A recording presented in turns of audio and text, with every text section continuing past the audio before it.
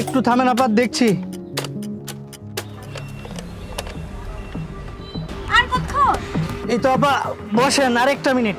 আমার এমনি দেরি হয়ে গেল। আপনারা যে কেন নষ্ট গাড়ি নিয়ে বের হন? আরে কি সব নষ্ট হইলো রে, আমার এই নতুন ব্যাটারিটা বসে গেল। আপা আপনি অন্য রিক্সায় করে চলে যান, আমার ব্যাটারি বসে গেছে। আল্লাহ রে। দেখ বাবা, আপনি আমার সময়টাই নষ্ট করলেন। আর একটু দেখেন না মামা। এবারে কি হয়েছে বে? ভাই রে ভাই, আমার তো সর্বনাশ হয়ে গেছে বে।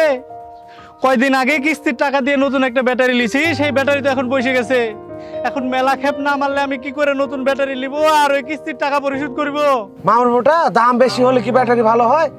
আমি দেখিস না কবে কিস্তি তুলে আর কে পাওয়ারটেক ব্যাটারি কিনেছি, এক চার্জে সারাদিন চালাই, মাগার চার্জই শেষ হয় না। কিস্তির টাকা তো শোধ করছি সেই কবে, চিন্তা করছি সামনের মাসে নতুন ঘর তুলবো। কি বলছিস বে? মামুর মোটা এই যুগে শুধু চালাক হইলে হয় না, একটু বুদ্ধিমান হওয়া লাগে। যত বেশি খ্যাপ তত বেশি টাকা। বাবু উঠেন, আপনার ক্লামাই দি। কি নাম বললো? আর কে পাওয়ারটেক। রাস্তা কাঁচা হোক আর পাকা, আর কে পাওয়ারটেক ব্যাটারিতে চলে সমান তালে। দীর্ঘ চার্জ, বেশি মাইলেজ, বেশি খ্যাপ। আর কে পাওয়ারটেক ব্যাটারি।